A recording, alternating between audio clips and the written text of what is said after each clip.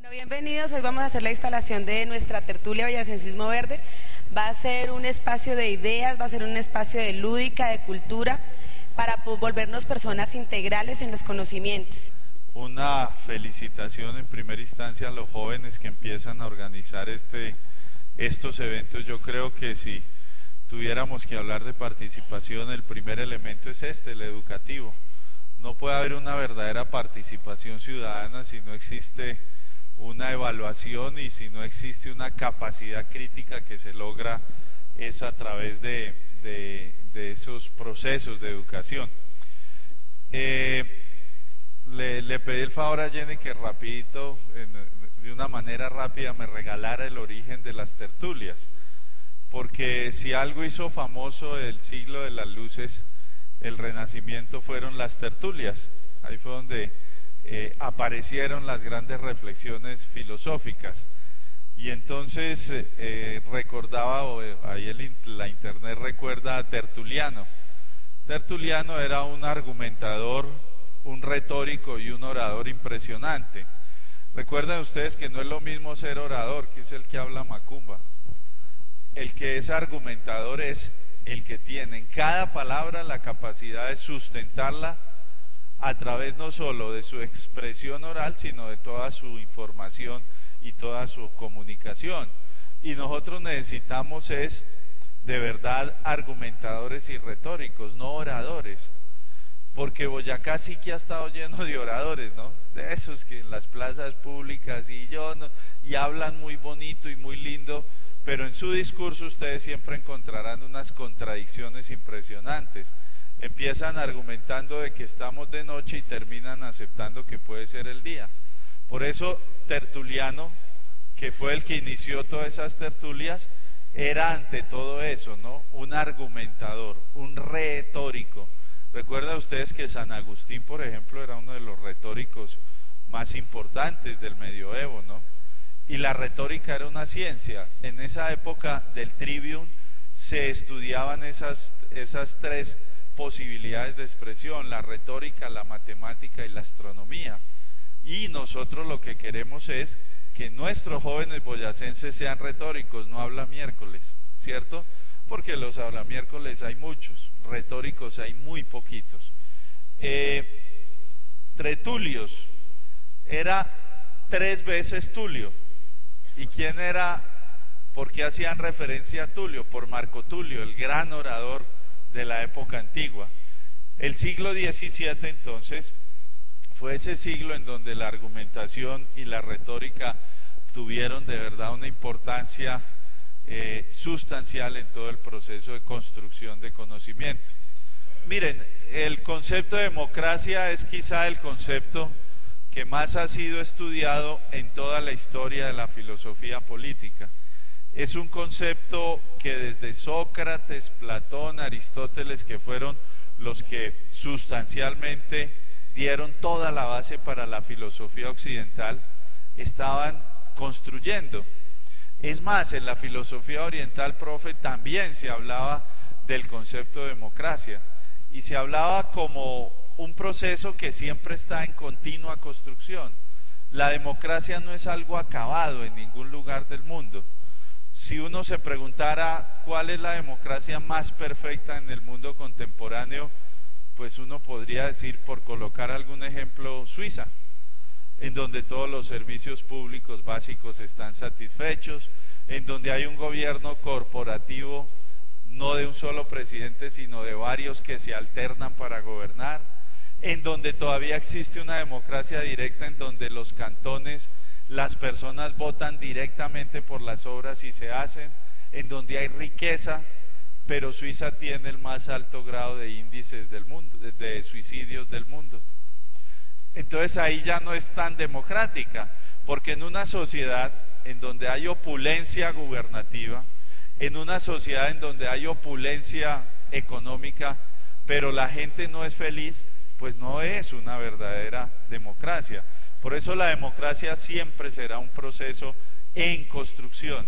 Y como lo dice o lo decía el maestro Bobbio, no es la mejor forma de gobierno, pero es la mejor que conocemos. Hasta ahora el ser humano no ha sido capaz de inventar otras formas más perfectas de cómo gobernarnos. Y entonces, ¿qué planteaban los griegos de la democracia? Recuerden ustedes que ellos decían que la democracia era demos kratos, ¿cierto? Poder del pueblo. Y así se nos vendió siempre esa idea de que la democracia era el poder del pueblo, pero nunca ha sido así. En la Grecia antigua no votaban ni las mujeres, ni los esclavos, ni los que no tenían la capacidad de poseer unas grandes propiedades. La democracia pertenecía a una élite, y entonces nunca fue el poder del pueblo, y menos hoy. Si ustedes descomponen bien esa construcción, esa definición, pueden hacer un ejercicio muy fácil. ¿Qué es pueblo? Pueblo se supone que somos los habitantes del territorio colombiano, ¿cierto? Entonces se supone que si aquí hay una democracia, el poder es de todos los habitantes de Colombia. Este es un ejercicio que hace Giovanni Sartori en uno de los libros más hermosos que hay sobre democracia, que se llama ¿Qué es la democracia? Y entonces él dice, bueno, los 24 millones de los 44, 43 millones de colombianos, ¿tenemos poder? No. Porque ¿qué es el poder? Es la capacidad que yo tengo de lograr un fin.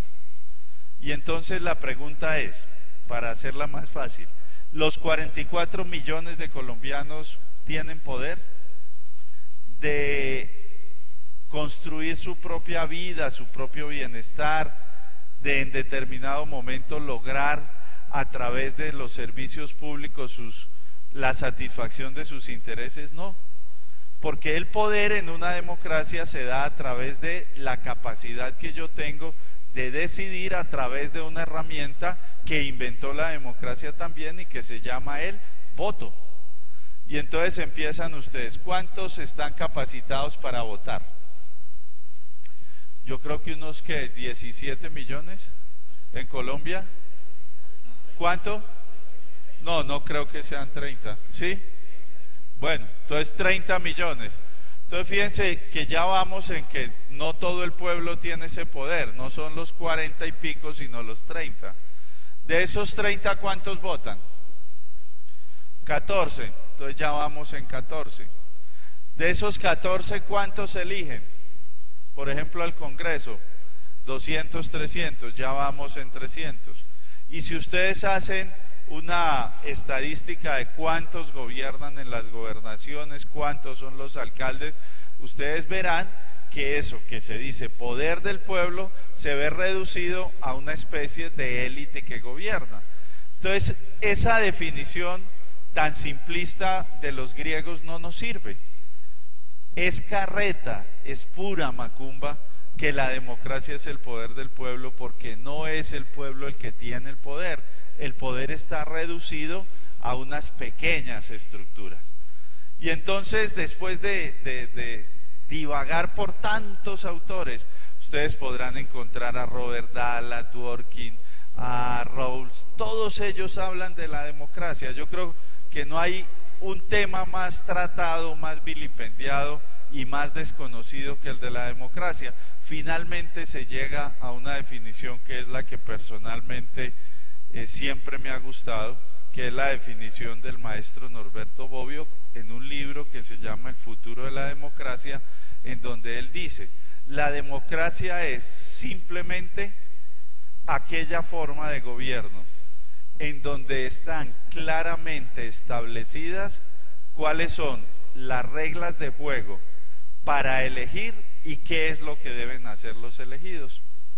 ¿Sí? ¿Entendemos esa definición? Entonces Bobbio dice, en una forma de gobierno en donde las normas sean absolutamente claras de cómo elegimos y qué es lo que deben hacer los elegidos, ahí hay democracia. Obviamente eso tiene otros aditamentos, ¿no? El respeto a los derechos humanos, etcétera, etcétera. Eso es democracia. Yo creo que hoy podríamos en determinado momento discutir aquí qué entendemos todos y cada uno de nosotros por democracia. ¿de acuerdo? Porque a veces es una palabra muy cacareada, ¿no? Hasta en la casa a uno le dicen, es que usted es poco democrático, y uno dirá, pero bueno, ¿por qué no? Entonces discutamos hoy qué es democracia, coloquemos esos tres elementos vitales. Uno, que la democracia es un sueño, es un anhelo, es una construcción inacabada, es decir, no existe por ahora en la historia de las civilizaciones que yo conozca una verdadera democracia. Ese es un proceso de construcción. Uno. Dos, tengamos en cuenta que hay una definición base, que es la de las reglas de juego de maestro Bobbio. Y tres, entonces miremos a ver si entre nosotros podemos construir un concepto de democracia. Seríamos pues geniales, ¿no? Que en la primera tertulia nosotros ya pudiéramos construir un concepto autónomo de democracia, pero de todo se da en la viña del Señor, ¿sí o no, señorita? Eso es. Entonces podemos en determinado momento empezar a discutir sobre eso, sobre qué entendemos nosotros por democracia.